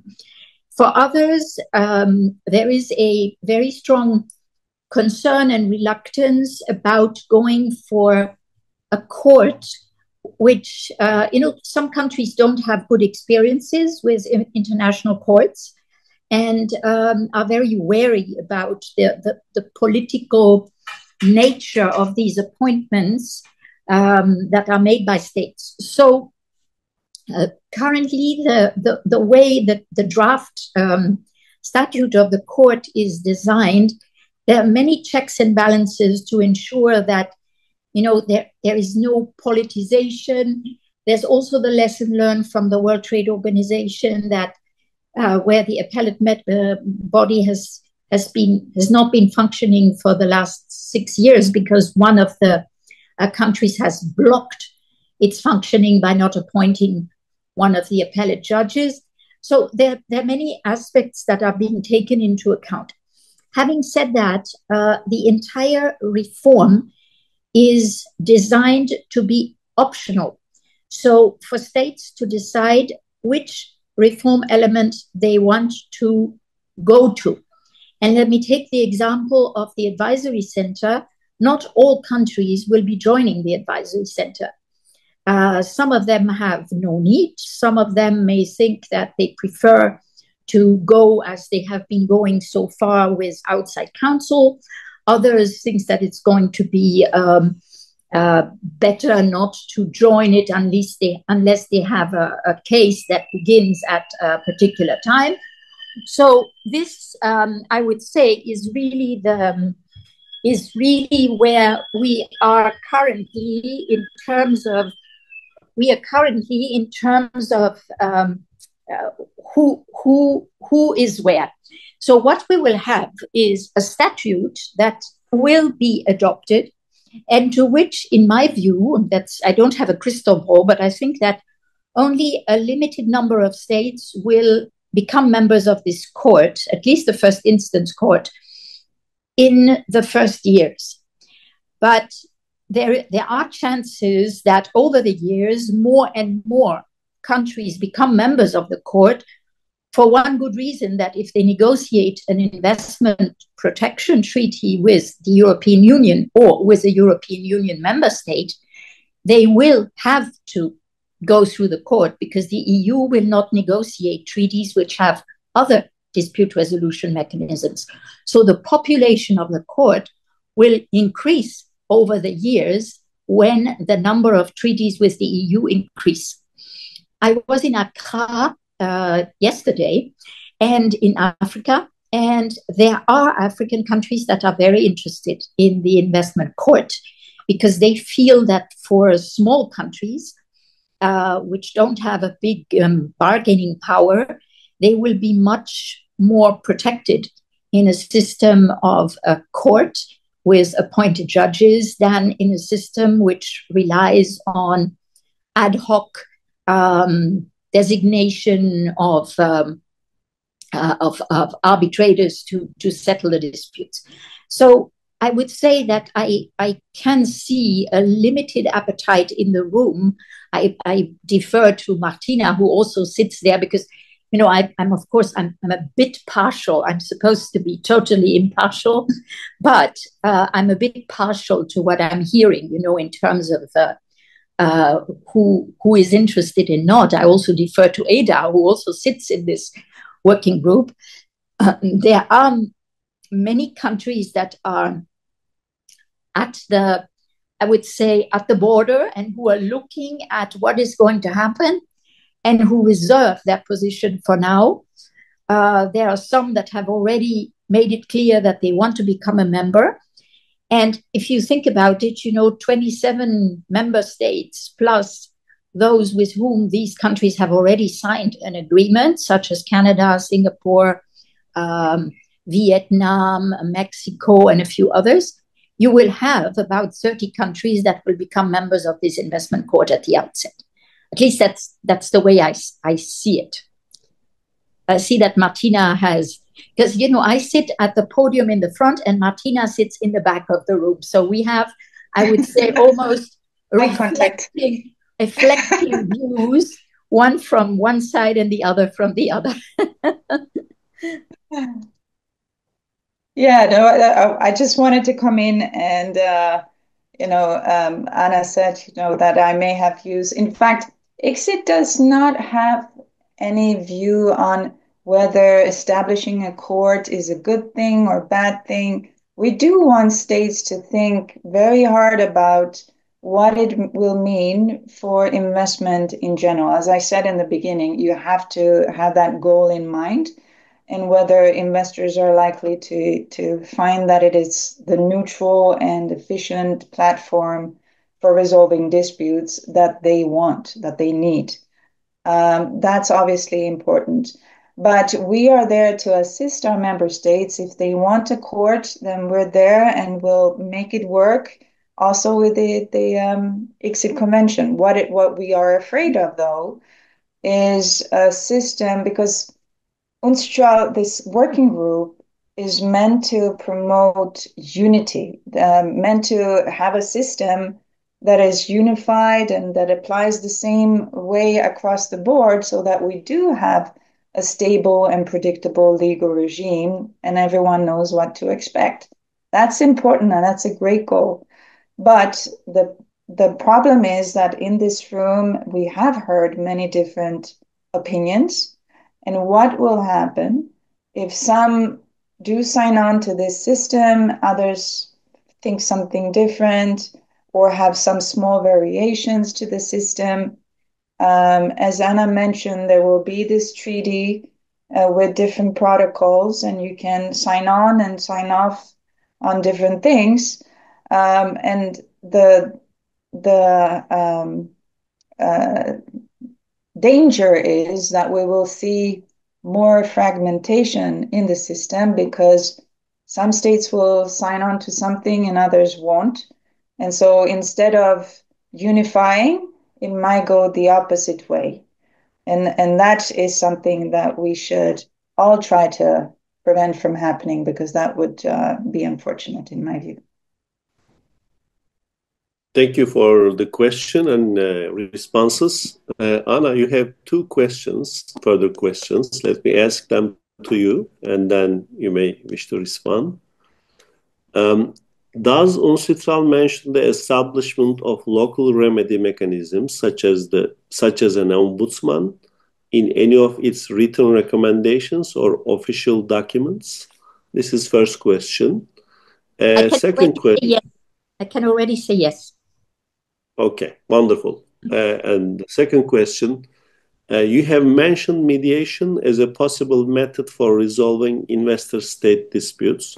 Could you share any concrete examples where states have actively opted for mediation in this context? Looking ahead, do you foresee an increased reliance on mediation instead of arbitration in ISDS? Furthermore, what are your views on combined mechanisms such as MEDARP and their potential role in enhancing efficiency and consent-based resolution?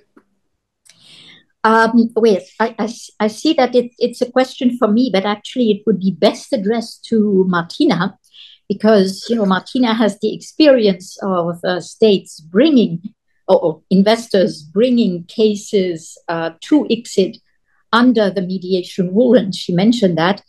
What I can say is that I've been an active believer and a practitioner of investment mediation for many years.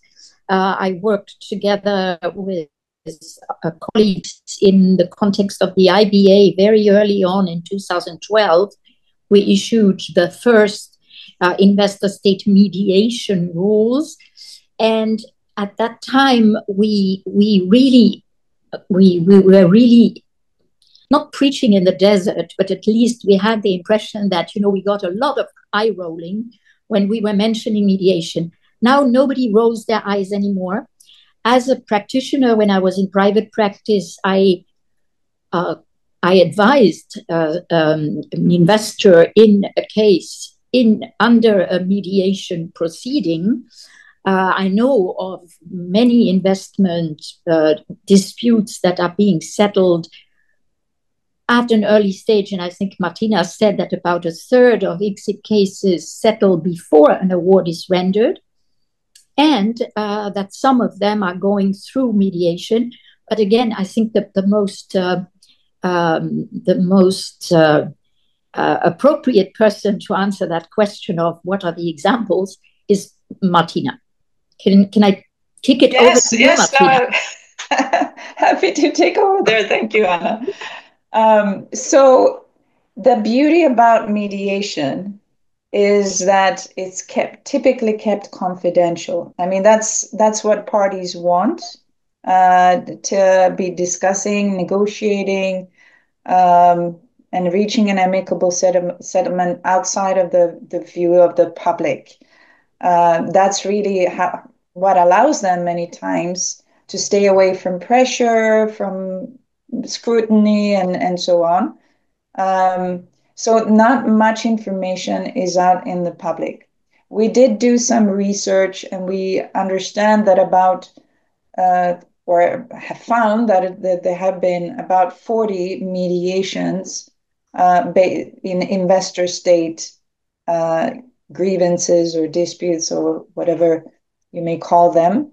But we can't really share any concrete examples. And I agree, we need that. We need sort of a best practice example to show that it works, and how these parties reached a settlement, what the process was, what the considerations were, and so on. So we need first parties to be able to willing to share their stories. And we'll be working on that too, because I think that's an important part of educating others about, what can be done. But we do see a great potential in some regions even more. I was recently in the MENA region in Saudi Arabia and Bahrain. And in fact, in that region, almost half of the cases reach either a settlement or are terminated for other reasons. So depending on the culture and the legal frameworks in place and the ability of government officials to enter into settlements, the rate is higher and there's more potential in that area. Yes. Thank you, Martina. Next question would come to you then. After the reform efforts related to the ICSID rules, what kind of feedback have you received? Are there still areas where reform is being requested? So we have had only good feedback. If there's any bad feedback, it hasn't been shared with us, except for time and cost. But those are more concerned the older cases. We have had a few awards that are still outstanding for a longer period of time. And we know, and this is a problem also with arbitrator availability. And maybe that's one thing that I would see as a question and a challenge for us, because there's a lot of expectation on us that we will promote diversity, that we will bring in new people as arbitrators. But there's a conflicting expectation that for particular cases, we will appoint the most experienced, the most sought after arbitrators for the particular case. There's a bit of pushback on people who may not have as much experience. And so the result of that is that you do see many of the same names in cases, and these arbitrators are typically very busy. And some of them are good in not accepting too many cases and keeping it to a certain maximum. But it is often hard to predict what will happen during the course of proceedings. And when you think that your schedule looks good, suddenly everything comes together, and you're no longer able to render an award as timely as you would want. And so that is an area that needs to be discussed. And I was just thinking about how this would work with an appeals facility, because lately we've seen so many awards come back on annulment. Almost every other case comes back on annulment. So 50% of our cases are there. And how would this work in a appeals facility, let's say with 15 judges dealing with all of these cases with thousands of documents and with tight time limits? I'm concerned that we haven't really thought through of that operationality of that appeals body. If I may say. Okay, thank you for this comment, Anna. If you would like to say anything, of course, please. No, I just wanted to say that, when you look at the pool of the experienced arbitrators that are being sought and the number of cases they take and the fact that they still manage to render awards, I mean, we know of arbitrators that have 50, 70 cases on their dockets that are taking so many cases. And, they manage. So I expect that 15 well selected judges who will have people to help them to do their work should be able to cope. Where I'm a little bit more concerned, as far as I see it, is at the first level, at the first instance court level, where they will be seeing things very different coming their way, and they will have to build a competence in those subject matters that are very diverse, which, you know, we've seen a pool of existing arbitrators have built over the years. And how are these people from day one going to be competent in these matters? That's something that I'm more concerned about. In terms of the appellate mechanism, it's a little bit different because it's really about the law. So there, we should be able to have people who can get up to speed faster.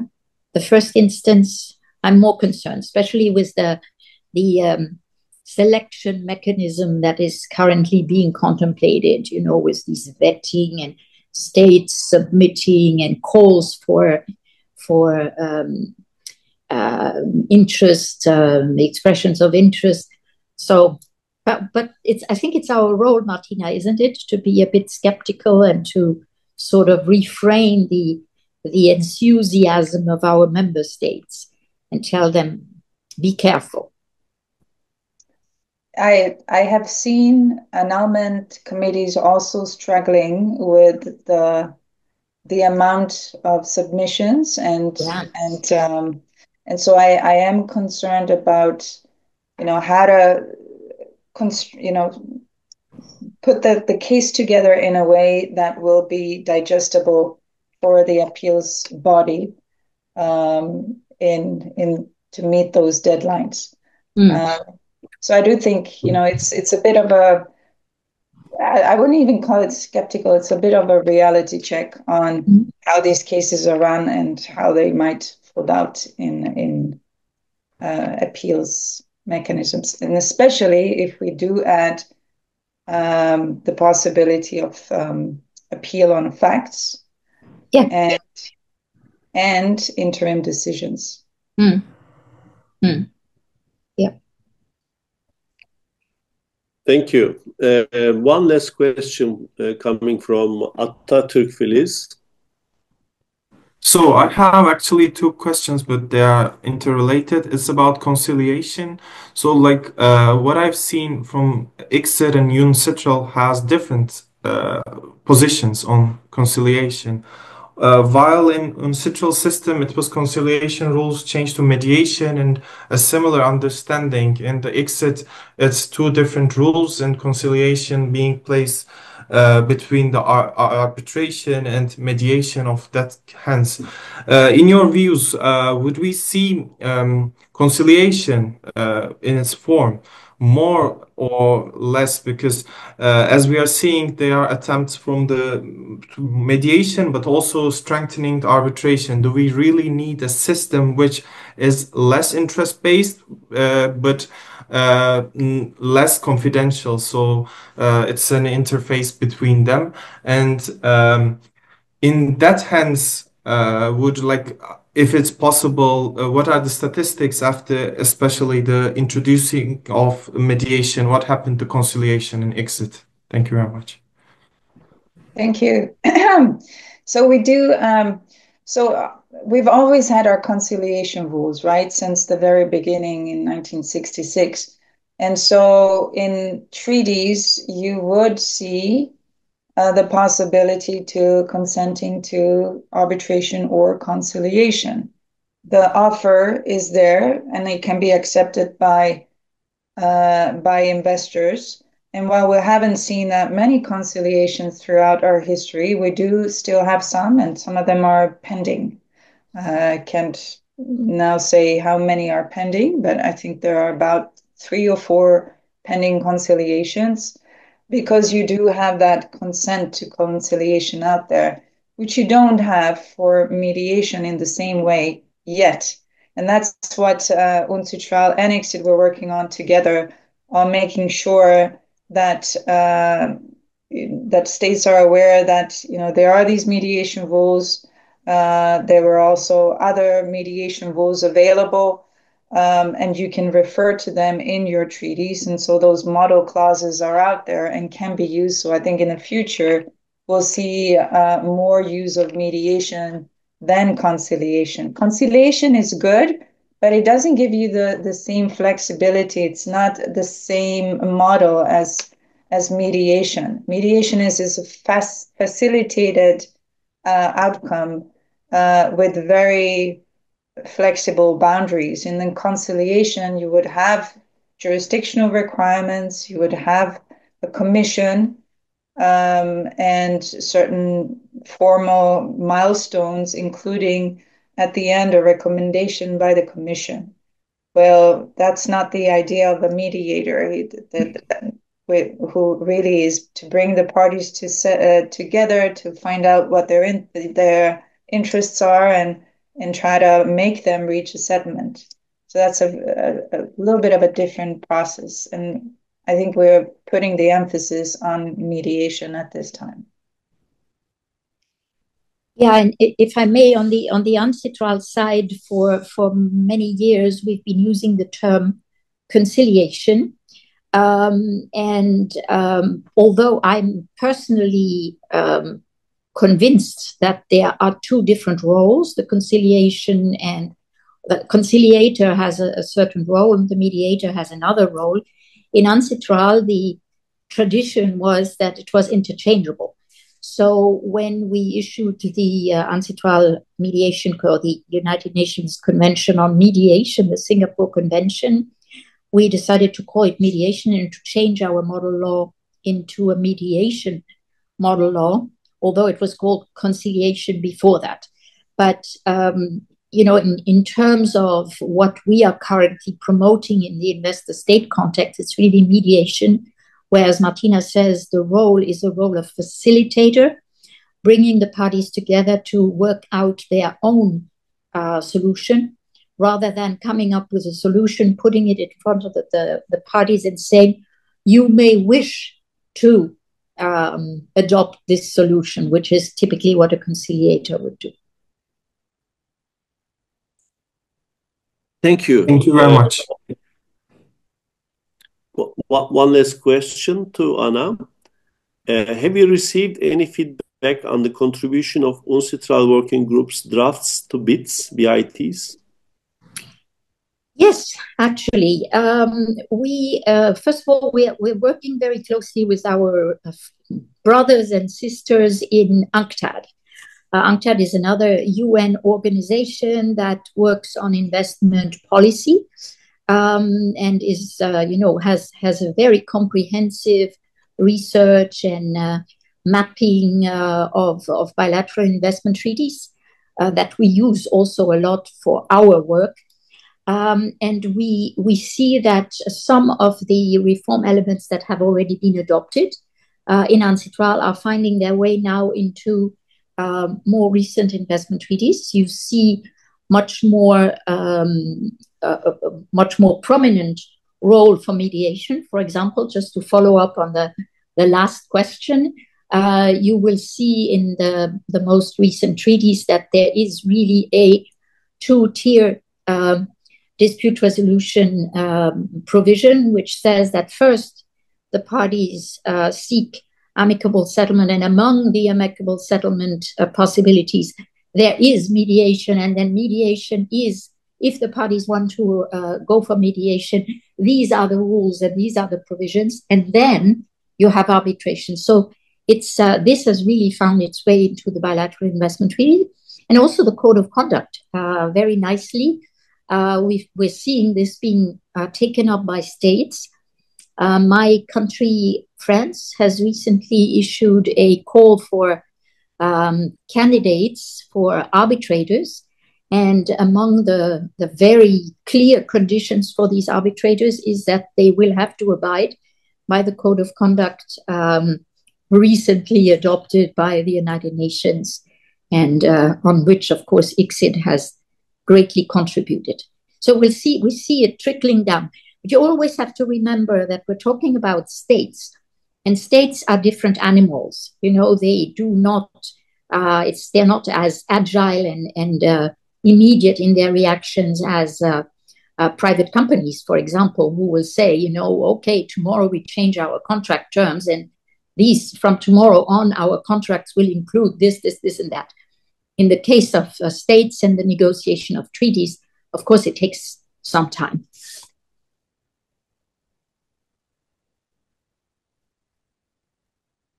Thank you very much to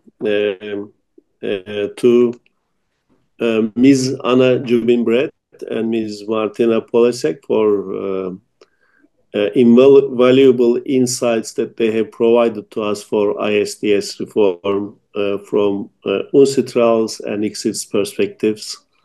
We are also grateful to Professor Özdemir for bringing us together, and Mrs. Vincenzi for organizing this wonderful event.